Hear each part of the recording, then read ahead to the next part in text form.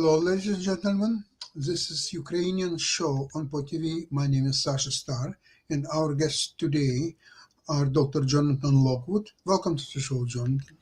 Thank you, Sasha. Glad to be here as always. Sure, and we have our man in Kyiv, Ivan Kucherenko. Welcome to the show, Ivan. Hello, Sasha. Hello, Jonathan. Glad to be here today with you. Okay, so today's Patrick's Day, if anybody cares. So we mentioned that. At least one of us cares, that's for sure. That's right.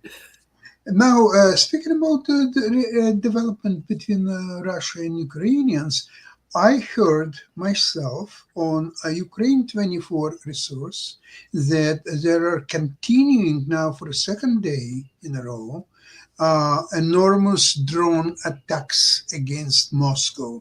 Not region, no. Right. Moscow itself. Right. And a lot of drones are actually going through Russian defense, if there is any. And a lot of Russian officials, starting with Putin, already left Moscow. Putin left on his residence to Valdai, as everybody believes. And others are, they just show the picture of cottages of several government cars leaving Moscow in a hurry. Okay, you want to treat it as a propaganda, Kyiv propaganda or so? Could be. I cannot comment on that, but that's what I saw myself. It would certainly be a significant psychological blow to Russia and the Russian public, especially to Russia's image of, it's certainly damaging to their narrative that they're on the offensive, that Ukraine will eventually have to accede to their demands, their maximalist demands. This is very damaging once verified. And the fact that the Ukrainians have executed another airstrike in Crimea to further damage the air defenses. And this is continuing to set the stage for what I predict is the true center of gravity in this war. The Ukrainians have successfully launched counteroffensives in the east, which are steadily retaking territory. They're continuing to damage Russia's infrastructure logistically, as well as economically. And all of this is a continuation of the shift in the correlation of forces, which the Soviets used to like to use that phrase, shift in the correlation of forces in favor of Ukraine against Russia. And all of this is being exacerbated, the effects by the present U.S. military action against Iran. And the center of, whereas I would say that Crimea is the center of gravity in the Russian-Ukrainian war, I would further argue that Karg Island is the center of gravity in the current U.S. action against Iran, because it is now known that the U.S. has sent about 5,000 Marines en route to the Mediterranean Sea. The Marines are very capable, and as a matter of fact, what they do best are amphibious invasions. They started doing that very well in World War II, and they've been doing it well ever since. Jonathan, how they will get their amphibious to this queer island? Which way? How's going to happen? They could. Depends on that. Apparently, that route is not well known, but once they get there and they are able to project power, because President Trump has indicated that he is seriously considering invading Karg Island, and it would be occupied by Marine amphibious forces. Now, how precisely this will be carried out is that part is obviously classified. So right now but President Trump has publicly indicated that if the Straits of Hormuz continue to be blocked, that he will act to seize Karg Island, which, as you know, is the major oil refinery capability for Iran. And you notice he also refrained on those earlier strikes on Karg Island. The U.S. and Israel refrained from striking the oil facilities themselves. They want to preserve that capability, obviously, because if they occupy it, then they can take advantage of that oil production and refining capability. So that's a move that although the indicators have been noted in the press, nobody is saying the U.S. is about to seize Karg Island. They say that now the possibility exists. I say they're going to take Karg Island. Jonathan, but it's not going to solve the problem of blockade of Hormuz, Strait of Hormuz. Not at all. Okay, take this island. Okay, it's yours.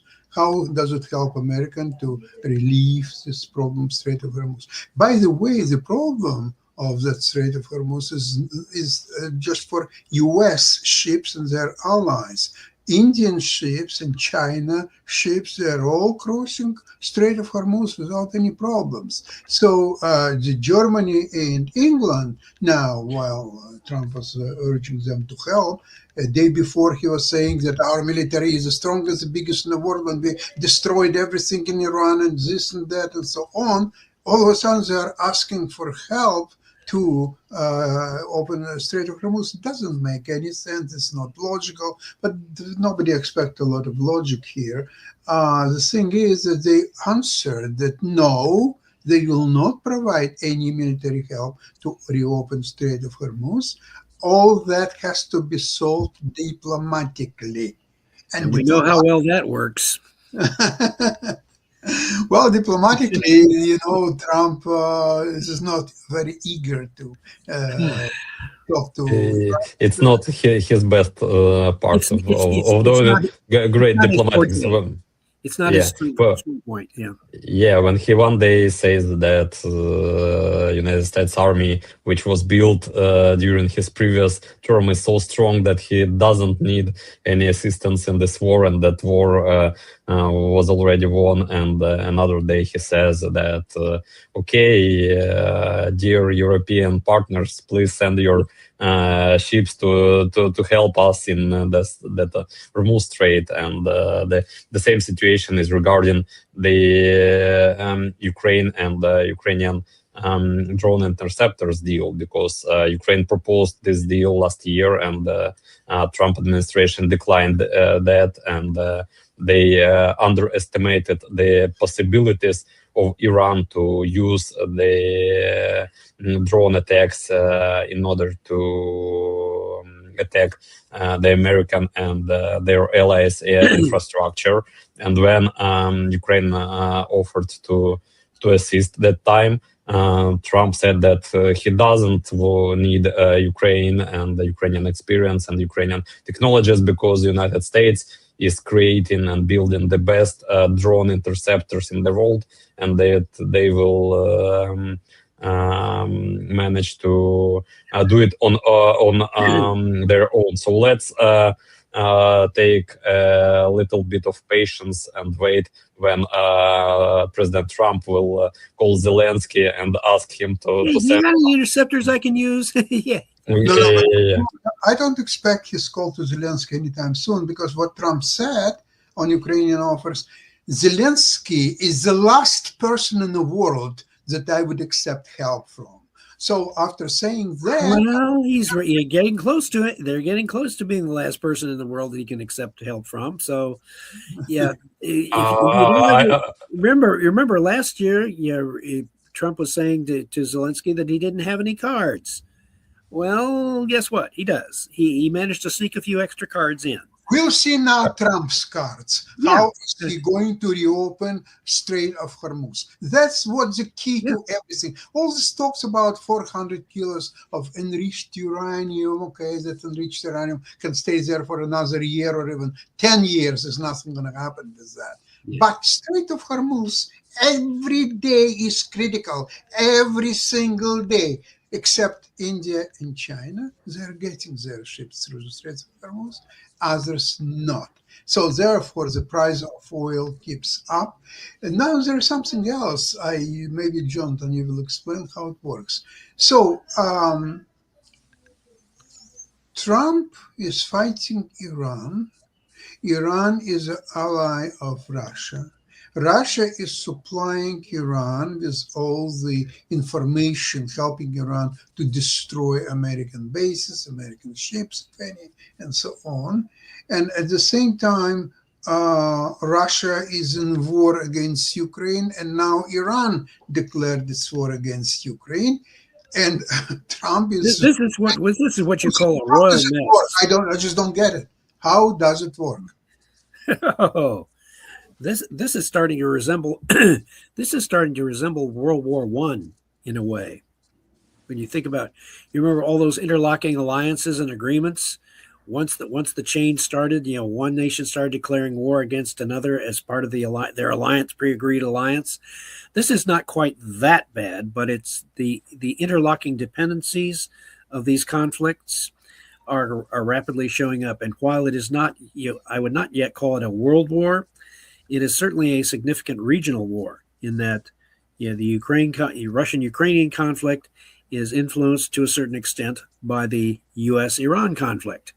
And this is going to, if it really depends upon the ability of the U.S. intelligence community and the U.S. military to execute an effective operation, which will give the United States and its allies, what the allies that they have, such as Israel, a decisive advantage in pressuring Iran to open the Straits of Hormuz. It's a very interesting contest. That's all I can say right now, and it's one of those things where, but I have almost metaphysical certitude that the United States will amphibiously invade Karg Island and seize it, and then what the effect is beyond that, hard to say, but it's going to be rather dramatic. Might be. I have no personal opinion on that. I just don't see what exactly it will accomplish.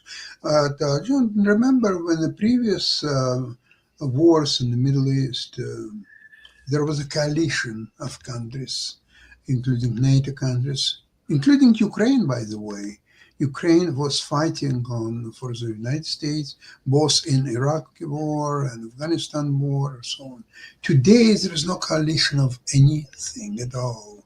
It's Israel, but Israel is not really a partner. Israel has its own targets in this war. Yes. They're operating in parallel. They're operating in parallel, not necessarily entirely in a complementary fashion to accomplish each other's objectives. You see, Jonathan, Israel is doing very interesting thing. While there is a war with Iran is our enemy or so on, they are dismembering Hezbollah, they're taking over Lebanon, so they're achieving almost every day some tangible targets. What US is doing after first day of war, so they keep bombing, so they killed another 100 people, 500 people, 1,000 people. But what's exactly that accomplishes for American people? Unless it results in the restoration of oil supplies and oil flow, and takes the economic pressure off, it does not accomplish that much, certainly in the short run. But today, the situation in Strait of Hormuz is much worse than on the first day of war, because Iranians figured out, so this is exactly what can hurt America. Nothing else but Strait of Hormuz situation. Continue their attacks against the Gulf states, the hotels, American military bases. American embassy was bombed in Iraq, and so on. So in a way, from military standpoint of view, obviously, the United States is much by far superior, and there is no doubts before the war and now during the war and so on. But asymmetric answers by Iranians are much more hurtful to United States and United States people. Yeah, this is a classic example of asymmetric response. Yeah. Your opponent is not responding to you directly, but instead is striking at what they perceive as your weak point. And I can give you an excellent example of this.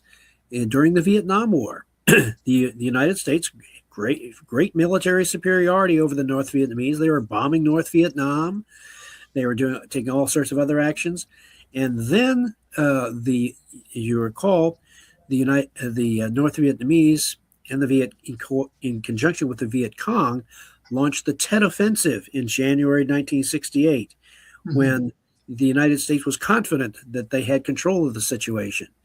And yet, although that Tet Offensive failed, they still inflicted significant numbers of casualties on American troops, and it resulted in the destruction of the Viet Cong for the most part in South Vietnam. But the appearance of it was such it looked so unfavorable in the eyes of the American public. The center of gravity was the opinion of the American public of the war in Vietnam. The Tet Offensive destroyed the confidence, essentially, of the American people that the war in Vietnam could be won. And Walter Cronkite said as much in his, and he was the most trusted newsman in America, had an excellent reputation. And Lyndon Johnson, President Johnson, once he said, "If I've lost Walter Cronkite, I've lost the American people," because the North Vietnamese had successfully struck at what they perceived was the great weakness of America in attempting to prosecute the war in Vietnam. If they could destroy American support for the war in Vietnam, then they would win, and they were correct.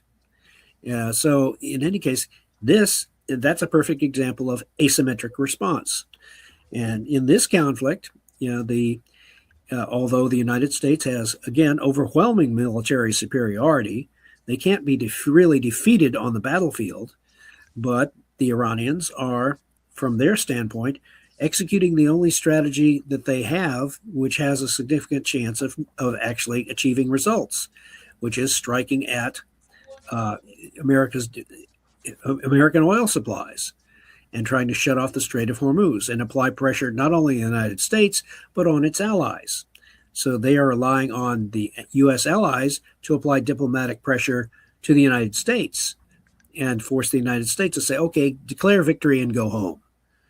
So it's a very interesting contest, but I predict that one of the moves to be made will be the U.S. seizure through amphibious invasion of Karg Island. It's a move, but it's not in chess. That's not necessary. It may be considered in chess a time-wasting move. It's an offense. I agree with you, Jonathan. But what's the next? United States will. The first idea was that United States will bomb all the government infrastructure, military facilities, destroy the leadership of Iran, and they will surrender. And that idea failed. Actually, Iran didn't surrender. They responded asymmetrically by launching their cheap drones towards all countries on the Gulf, which increased the oil prices. They were blocking that strait, and it also increased the oil prices. And after United States will launch that operation, amphibious operation, and capture that island. Why you are sure that it will make Iran to surrender? Okay, they will have no income. Their people will starve, but they're actually already starving. But they will have enough money to build that very cheap Shahid drones, which they will use to launch on American bases, on American allies, to destabilize the situation in the region, to make oil prices go even higher. What's next? How long?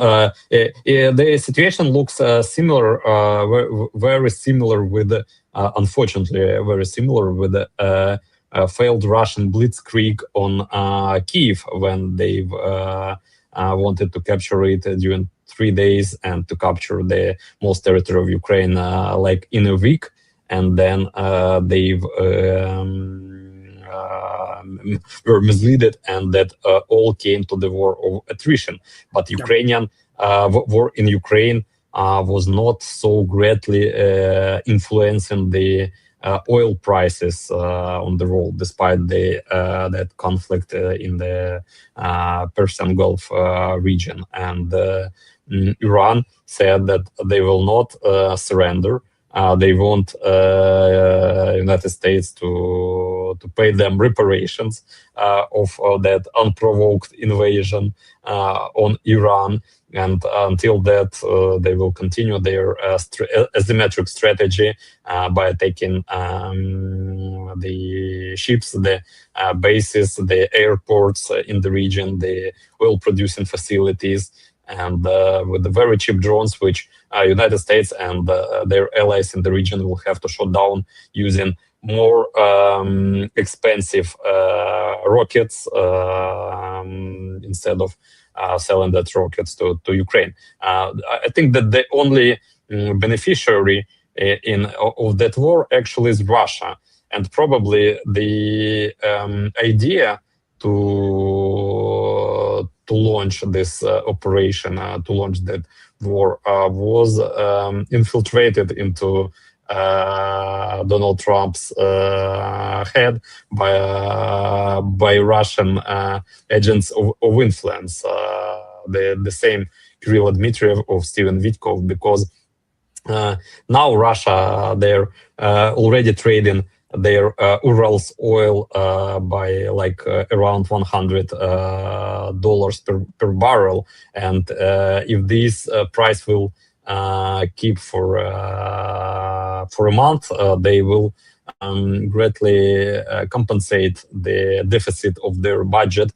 They will not face the economic, the probable economic fault everyone was expecting that Russia will face before the summer.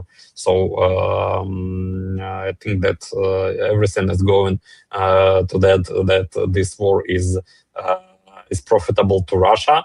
This war is maybe not so profitable to Iran, but Iran can continue this war like a war of attrition by using their asymmetric response to the United States. And European partners are not going to support this war because they're too dependent on the dozens of Arabic refugees in Europe, which can make certain problems to the European governments. And so what's next? Well, this is go ahead. Yes. A question to you. By the way, if Ivan is right and Russia is a major beneficiary of the situation, maybe it's not just Netanyahu, but Putin as well induced Trump to start this war. What do you think? It could be. There are remember, wars of miscalculation, and in military operations, this could be considered an example of a military operation against Iran, especially if the U.S. in fact invades Kargil and takes it. That's an example of a military operation that does not achieve its intended political objective. It's a miscalculation, a strategic miscalculation, and that could prove to be. This could result in a war resulting, at least especially between the U.S. and Iran, going for longer than anticipated. And some have said it could go on as long as September. And that would be most unfortunate. And what you have in the case of Ukraine, fortunately for Ukraine, their military momentum and the events that are taking place are still going very much in their favor.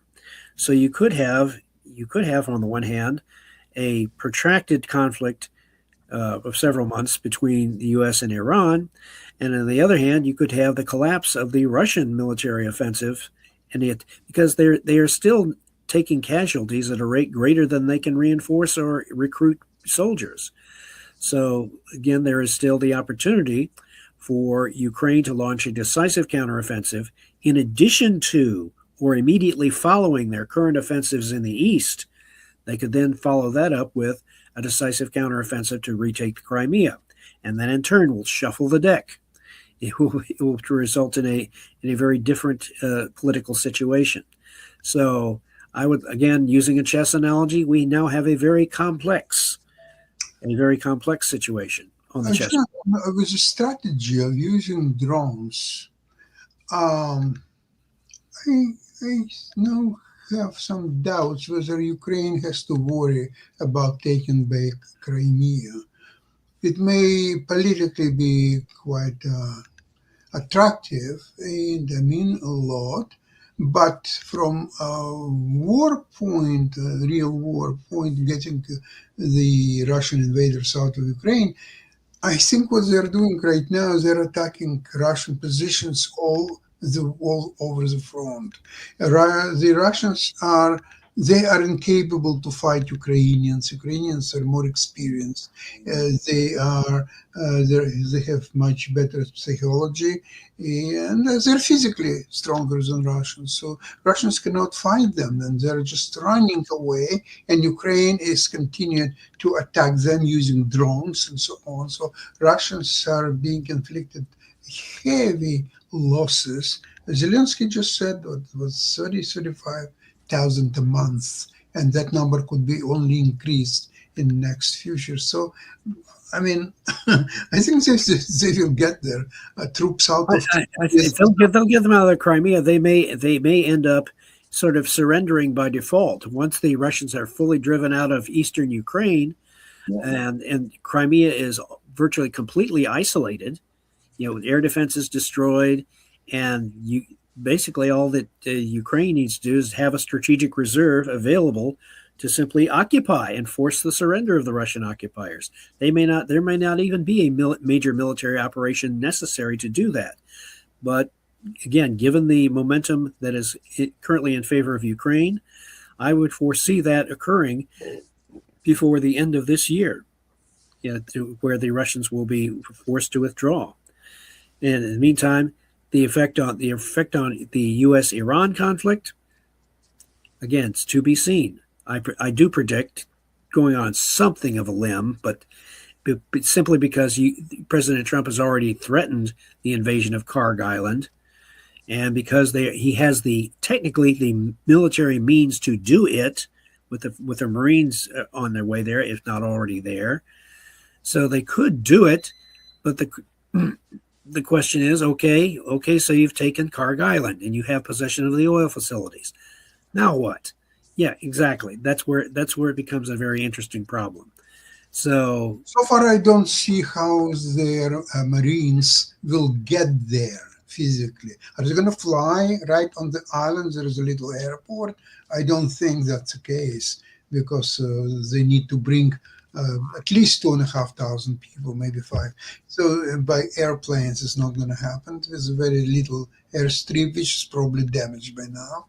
So they have to go through Strait of Hormuz to reach that island. How's that going to happen?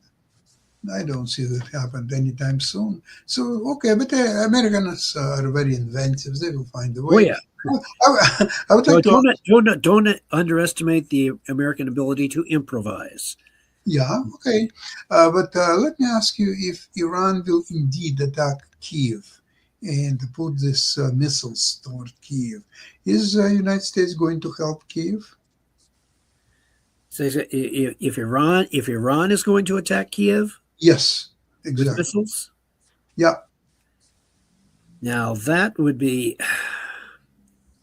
I don't think that Iran would have the sustained capability to launch that many missiles, or even sustain, because the U.S. maybe 1 or 2 probably. A symbolic attack? Yeah. Well, symbolic, well, probably even killing a few people here and there. If it will reach Kiev, we are not sure that they even have that capability. Probably not, but maybe 1 or 2. Maybe. Yeah. Ivan, so I'm sort of lateraling the grenade over to you.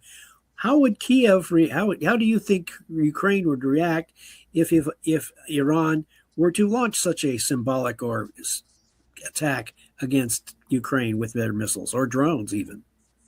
First of all, Iranian drones are attacking Ukraine for